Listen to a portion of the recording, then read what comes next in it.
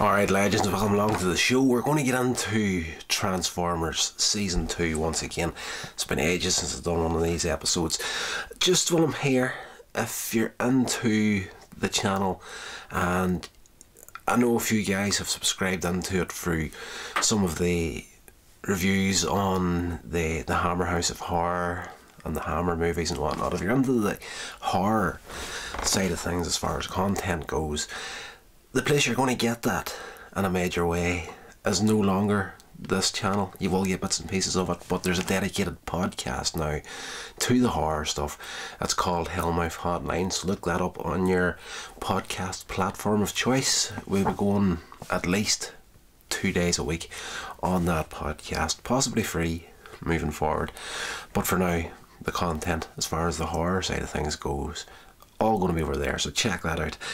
This episode of Transformers Generation 1 Season 2 classic 80s nostalgia right here is called Triple Takeover, and in this episode it's the Triple Changers make their move towards taking command of the Decepticons.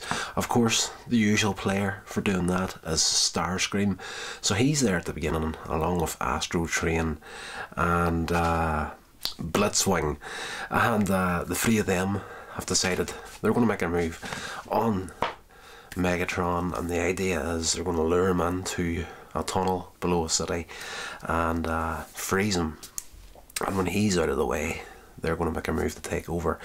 So Astro Train, Blitzwing get Starscream to lead Megatron into this trap, not knowing that they're going to double cross him as well. So they get the two of them frozen, and then Blitzwing and Astro Train make their move, and it's a random little episode, and Blitzwing leaves and takes over a football stadium where there's a football team practicing, and the coach is there, and Blitzwing is like, you know, you're a great military advisor, you're going to be my second in command, give me ideas on what to do here. So the coach, trying to keep himself safe, has given him things like zone defense, which leads him to get the Constructicons involved, and they build this huge road network system outside the stadium to trap Autobots. And the other thing that he gets off this coach is like a long bomb as an R move, and he takes everything literal. You know, he's built this huge zone, defense zone, this road network, and the long bomb is, you know, you're just going to start shooting bombs out of the stadium into the city. So while he's at that, Astro Train goes off to the local railroad network and modifies a whole load of trains to be his army, hopefully to collect energon below the city and then the network, the train network. But of course this all starts exploding in their faces. They're not leaders by any stretch of the imagination. The Autobots in this episode are, of course, trying to stop them, and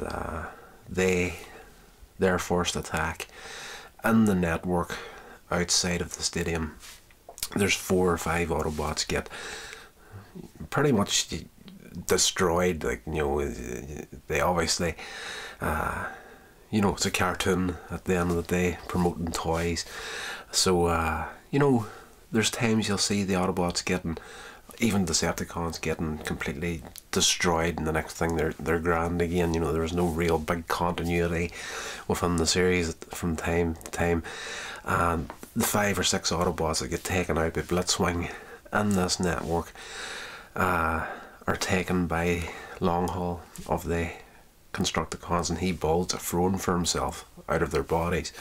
So they're eventually saved by the other Autobots. Back in the train network, some of the other Decepticons turn up, and they're giving Astro Train some guff about, you know, are you enjoying your job in the railroad? And Astro Train is like, you know, show your leader some respect, and they're like, well, show us your army. And of course he takes them to see these modified trains that he's got working for him, and like they're all over the place. They're not working. Like, he's just modified them with computer technology. But yes, there's no real brain power in there whatsoever, and they wind up eventually breaking the water main and flooding the entire city. And of course the Autobots are involved again, trying to save the city from a flood. And there's a lot going on in this episode, huge stuff going on in this episode. So the Autobots eventually stop the flooding and whatnot, but during the flood, the section of tunnel where Starscream and Megatron were trapped at the beginning of the episode floods, and they get out again. They were in there, they were frozen, and the water unfreezes them. So Megatron wakes up, he's not happy, and of course straight for Starscream. And Starscream is like trying to get out of it. You know, it's like the Triple Changers tricked me into it, and Megatron's like, you're either lying or you're stupid. Of course Starscream's like, I'm stupid. So Optimus Prime turns up with Megatron and Starscream. They're in the city. They're going to go after the Triple Changers, Blitzwing and Astro Train. And Optimus Prime very smart in this episode, and he's confronts Megatron and Starscream, and he's like, you know, I'm not interested in you pair of fools, you know, you're just mosquitoes. I'm looking for the leaders of the Decepticons. So Optimus Prime, and very smart in this episode, he kind of bits Megatron into doing his job for him, essentially. Like, the three of them then are heading towards where Blitzwing and Astro Train are at. At this point they're locked in their own little power struggle along with the Constructicons, who have now merged into Devastator. So they're all fighting over leadership of the Decepticons. So on the ground we've got Optimus Prime heading towards the stadium, and in the air we've got Megatron and Starscream heading to the stadium as well to take care of these traitors. And Prime stops in the street and he's like, I don't get involved in family issues, more or less, and he leaves the Decepticons to it. So the end of the episode is Blitzwing and Astro Train fighting between themselves plus against the Constructicons, and then Megatron and Starscream turn up and they're all fighting with each other, and any of the other Decepticons that are in the region, they're taking bets on who's going to win.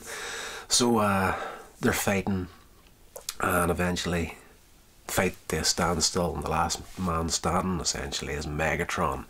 And he's like, just remember, Megatron will always be the leader of the Decepticons. So he takes off at the end of the episode with the Decepticon forces with him heading back towards base. And the Autobots that were knocked out and built into the throne earlier in the episode are like, you know, there's only one true leader in the universe, and they make the throne for Optimus Prime, and Prime's like, you know what, thrones are for Decepticons, I would rather rule. And he transforms and off he goes, and the episode closes out right there. This series, I don't know, I am right now kind of in two minds about season 2 of the Transformers. There's a lot of stuff on here. I do genuinely believe that Transformers was never as good as it was in seasons 1 and 2 of the original Generation 1 run of the show. Although the Takara shows have their place, I don't think they were as strong, or as, you know, for me, they weren't as good. But then whenever Takara shows were coming out, I was getting older.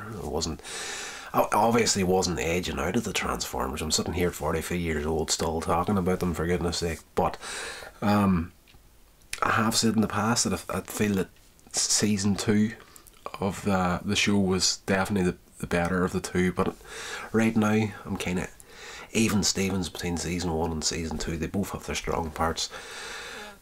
Every episode of season 1 was fairly strong, and most episodes of season 2 are fairly strong as well, but there are a few duds. Has to be said, there's a few dud episodes in season 2, and some real random episodes that you think to yourself, how the heck did this ever get greenlit in the first place? Now this episode here, Triple Takeover, kind of falls into that category of, it's kind of a bit of both. It's kind of a dud episode, but it's a very fun episode as well, and it's worth watching. Definitely, like I would say throughout the entirety of the series, like it's well worth watching each and every episode, even though the ones that are fairly weak and maybe a little bit of a dud, you know, it's just that they have their good moments, and I enjoyed this. I had a lot of fun with this one.